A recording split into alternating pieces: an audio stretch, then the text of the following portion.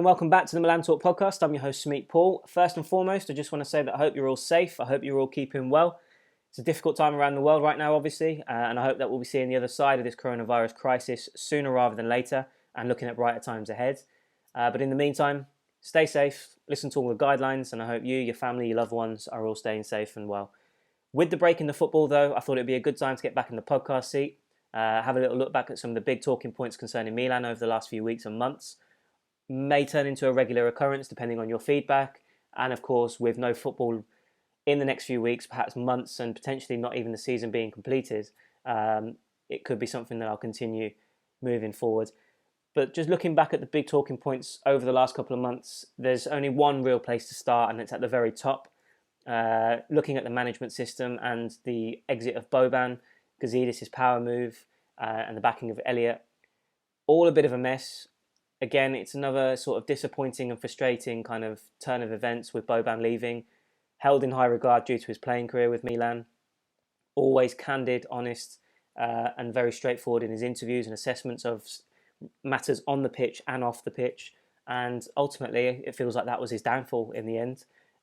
Gave that interview to La Gazzetta dello Sport and criticised Gazidis and Elliott for essentially going behind their backs and holding talks, alleged talks, with a potential managerial candidate in Ralf Rangnick to come in and potentially replace Pioli and to also have a directorial role as well. Was he right to go public? That's going to be the debate. Perhaps it was something that he could have dealt with internally, held discussions with Gazidis and Elliott and cleared the air, but obviously he didn't feel as though that was an appropriate measure to take. Did hold a poll on this one. Was he right to go public with his criticism? 43.9% of you said yes, good on him, but 56.1% of you said no, better done internally. So again, like I said, it's a massive disappointment to see him leave, because we all hold Boban in high regards. He's a no-nonsense kind of guy as well. He's the kind of person you want in your management system. Unfortunately, he's now gone. So it remains to be seen what happens next. I've written pieces in the last couple of weeks about what that knock-on effect might mean for Maldini. Does he want to stay on? Will he stay on? I think there's the risk element that he might feel undermined moving forward if Gazidis and Elliott bring in another management figure to work alongside him. Will that take some of his responsibility away? Will he feel undermined? Will he feel as though he's not got the role that he was given when he first came back under Elliott and was promised and expected? A lot of potential knock-on effects and further issues down the line. So it's up for debate whether it's a clean break is perhaps the best option at this point. But again, similarly to Boban, we don't want to see Maldini leave. He's got that attachment with the fans and with the club. He's someone that we all wanted back for years and years and years. Finally had that homecoming. And to see him potentially leave would be a massive disappointment this summer. So hopefully something can be worked out where he's happy, the management happy, and we're all happy on the back of that. Another poll that I did hold was, do you have the confidence in Elliott and Gazidis to take the club in the right direction moving forward? Only 13.3% said yes, have faith. 37.3% said not sure. 49.3% said hell no. So again, I think this all comes down to the kind of confusion and uncertainty regarding transfer market direction, getting rid of Boban, who's going to come in next, is Pioli going to keep his job? So many big decisions this summer, and a lot of players that are going to need a decision made on their futures. So Ibrahimovic contract situation, Donnarumma's expires in 2021. Will he sign a renewal? Will we try and sell him this summer? Will we try and convince him to renew and then sell at a fair price?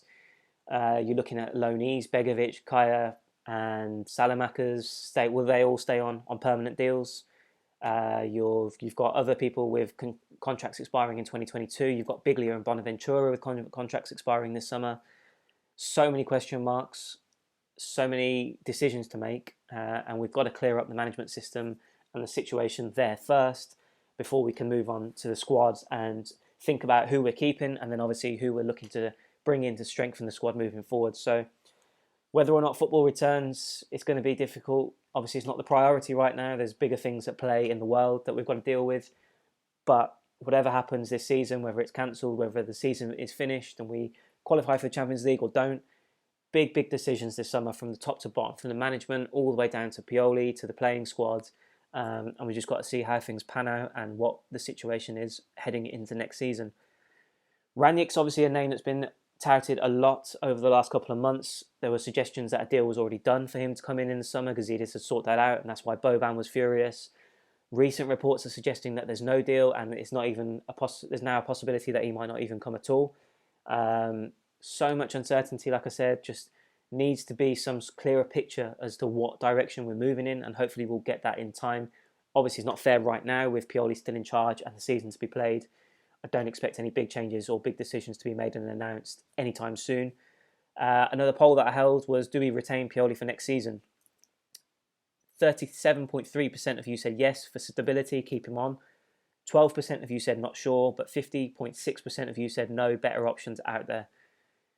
Listen, we've got to give a lot of credit to Pioli for the job that he's done. From when he came in, when Gianpaolo was sacked, we were in a really dire position, and he's given us an identity and a direction in our play. Performances have improved, results have improved, and the fact that we're even in the picture for Champions League qualification, albeit you could argue that we're not really considering the gap to Atalanta at the moment. The fact that we made that ground up and climbed the table showed that he made a positive impact, had a positive influence on the team. And I think if you're looking at some of the player comments in recent weeks, I think Castillejo was the last to come out and offer his support to Pioli moving forward. He seems to have the backing of a number of players in the squad as well. So he's obviously made a positive impression, and you've got to commend him, give him respect and credit for the job that he's done. But does he fill you with confidence that he can take us to that very next level? As we all saw when he first got appointed with the Pioli out hashtag that was trending, I think that was more of a sort of backlash towards the management rather than Pioli himself, because he was kind of an innocent party in it all. He just got offered a major job and took it, so you can't really criticise him for that. But there were question marks then, and there are question marks now over his track record in terms of his ability to get top four finishes. He's only done it once with Lazio, I believe, previously. That's considering as well. He had a second season with Lazio. He had a stint with Inter. Does he have the experience, the quality, the proven track record to deliver the objectives that we're looking to achieve moving forward? Unfortunately, the answers are no. And if you compare and you combine that with the inconsistency in terms of our results, yes, we've improved, and yes, on the whole, we've certainly moved in the right direction. But there are certain results over the period of his tenure that have still raised question marks about whether or not he can get it done on a consistent basis. I'm looking at certain defeats, the Atalanta defeat, and a couple of others in more recent weeks, where you just look at it and you think all the progress that we made, we're kind of taking a backward step, and if we're going to move anywhere and get back into the top four, we can't afford to have those slip-ups. So for me, like I said, absolute respect to him. I think he's done a great job, but moving forward, I'm not so sure he's the right man. Is Rangnick the right man? I don't know. I don't about him either. I don't know enough about his work and his track record to make a full-on argument to say, yes, 100%, let's go in for him. Alternatives are out there, but again, are the likes of Allegri, Pochettino, are they too ambitious? Will they be interested in coming to Milan? You're looking at other options out there in terms of Spalletti, who was linked with the job last year. I think he was the right man for the job last year. We should have gone for him, but that never worked out. So there are other options out there, and judging from the poll, 50.6% of you guys who voted on Twitter have gone with the option of a better option being out there. So whether Pioli gets the nod, we'll have to wait and see. But at the moment, I think it depends on how the season plays out, if it gets to be played out, what Gazidis and Elliott effectively want to do, considering they pull the strings and they've got all the power. So let's see how that pans out. In terms of notable players, there's obviously, like I mentioned earlier, there's a couple of players in particular that we're looking at and wondering whether or not they're going to stay beyond this season. Donnarumma and Ibrahimovic, obviously two main talking points. Ibra, his age, his salary, are we going to keep him on for another year? Donnarumma, again, just over 12 months, until his contract expires. Will he sign a renewal?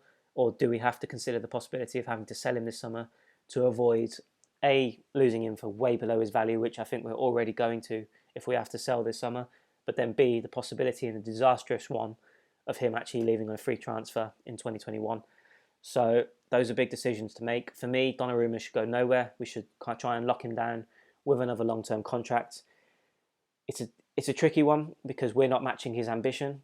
There's no doubt in my mind that even though he's still only 21, he wants to be playing Champions League football. He wants to be challenging for trophies, Serie A title.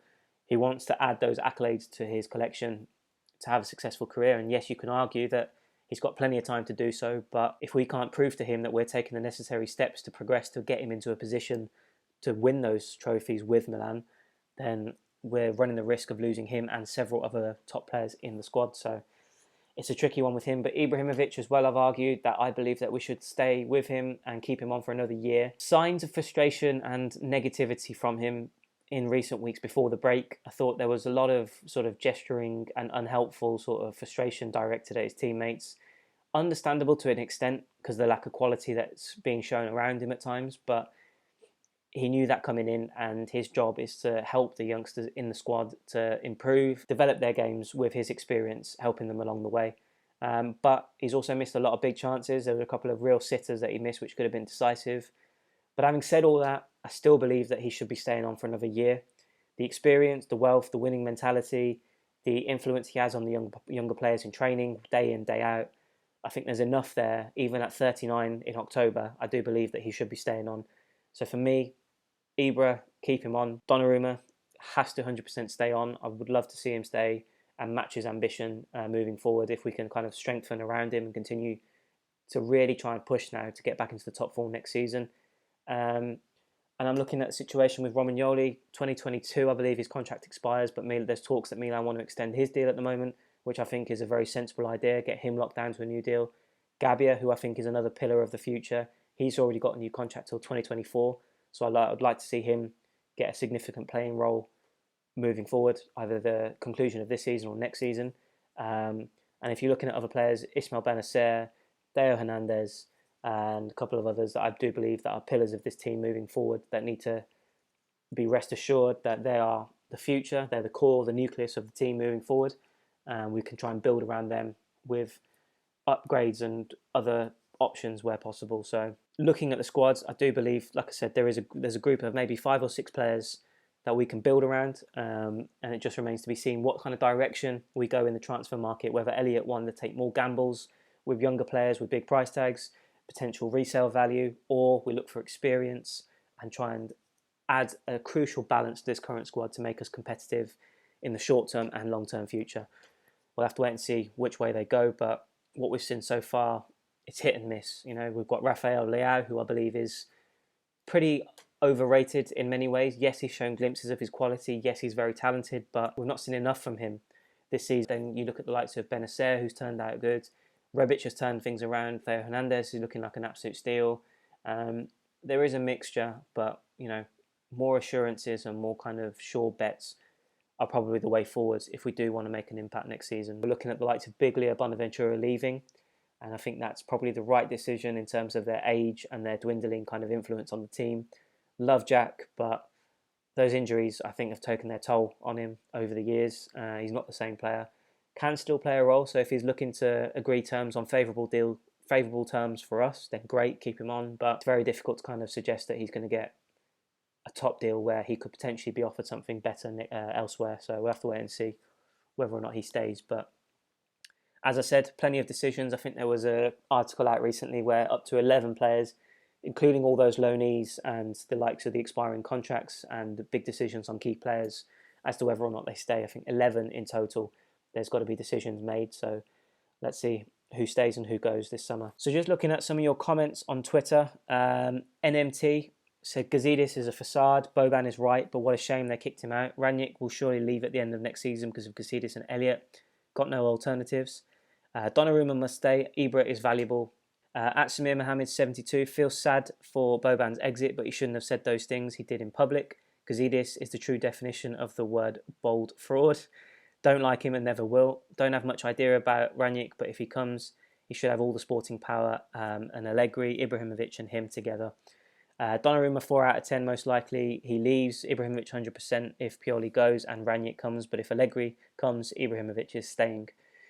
Yeah, so a lot of ifs and buts, a lot of question marks as to who comes and who goes. There's obviously going to be knock-on effects. I think Ibrahimovic, or reports would suggest that Ibrahimovic was not impressed with Boban's exit, which is not a real surprise if accurate. Kind of would love to hear his conversation with Gazidis when they sit down to have a conversation about his future moving forward. That sounds like it could be pretty interesting. But yeah, a lot of ifs and buts, a lot of question marks, a lot to sort out in the summer. I keep coming back to it, and unfortunately it is still a prominent issue. We've got to see how the season pans out and whether or not the games are completed and what that means for us. But many decisions from the top management to the squad that we have to make ahead of next season, and it could mean another potential overhaul and rebuild, which is probably the 20th in the last 6 years, but see how things develop. On a lighter note, I thought it'd be a little bit of fun to have a look at your ultimate Milan five-a-side teams. So I'll put this out on Twitter, at MilanTalk1, so feel free to get involved if you're just hearing about this now. Just a couple of your standout ones. Lewis Watson at Leroy Scribbles, Kudicini, Hullet, Desai, Wilkins and Shevchenko. Just a little caveat, Lewis is a Chelsea fan, so he's obviously gone for many of the players that Milan and Chelsea shared over the years, so fair play to him, each to their own. At FG Simanjuntak, Donnarumma, Maldini, Nesta, Kaká and Van Basten is one hell of a five-a-side team. I've got to give you that one. John Siciliano at John Sis, Antonio Donnarumma, Yepes, Kevin Constant, Irby Emanuelson and Nikola Kalinic. I think we've had a good one there, John. Absolute legendary five-a-side there. Samir Mohamed, Donnarumma, Maldini, Seedorf, Kaká and Shevchenko. Absolutely star-studded five-a-side there, Samir. Mark Galliani at AC Maruk, Stam, Seedorf, Rijkaard, Hullet, Van Basten, and he says don't even need a goalkeeper. Patani Iran says Donnarumma, Nesta, Maldini, Kaká, Shevchenko. Chandra Bushan Bardwaj says Dida, Maldini, Rijkaard, Kaká and Gunnar Nordahl. A bit of a throwback there, I like it, good stuff. Max Lombardia says Donnarumma, Maldini, Nesta, Kaká, Shevchenko. So that's obviously a very popular one there, and you cannot argue with some of those legends. Stuart at Stewie_Forsyth, Donnarumma, Maldini, Baresi, Kaká, Van Basten. Good shout for Baresi. Bandito 1899 has also gone for Baresi with Rossi in goal. Pirlo, Kaká, Van Basten completing the lineup. GW's gone for Van Basten, Hullet, Rijkaard, Baresi, Rossi. Moats_AZ Maldini, Rivera. Thank you. Good shout. Kaká, Shevchenko, Van Basten. Satriavi, MN, Donnarumma, Maldini, Gattuso, Kaká, Shevchenko. A little bit of love for Reno. And finally, Grego_1899, Donnarumma, Maldini, Seedorf, Kaká, Van Basten. Kaká, Van Basten, Seedorf, Maldini, Donnarumma, all massively popular choices, and you cannot argue with that. Good to see Baresi get a couple of shouts. A couple of shouts for Rivera, Gunnar Nordahl. Plenty of legends, absolute legends. So like I said, if you missed it, if you're hearing about it for the first time, get yourself on MilanTalk, at MilanTalk1 on Twitter. Have a look for the tweet. Get your ultimate five-a-side team in. Right, guys, that's it for this podcast. Thanks for listening. As always, I appreciate all the feedback, all the votes, all the comments on Twitter, all the feedback and comments on Facebook. Leave all your comments and your likes and dislikes below on the YouTube video. Plenty more to talk about over the coming weeks. We're going to talk more about the transfer speculation, the situation with Gazidis and who's going to come in potentially to replace Boban, Maldini and Pioli, of course. Developments undoubtedly coming over Donnarumma's future and many other top players. But for now, as I said at the start of the pod, stay safe. Bigger priorities out there in the world right now. We've all got to get through this. And hopefully, fingers crossed, whether it's behind closed doors, if all the players are safe and everything's good to go, all the green lights are given, let's get some football back, hopefully. I'll be back next week, next Wednesday. Hope you enjoyed the pod returning. But until next week, Forza Milan.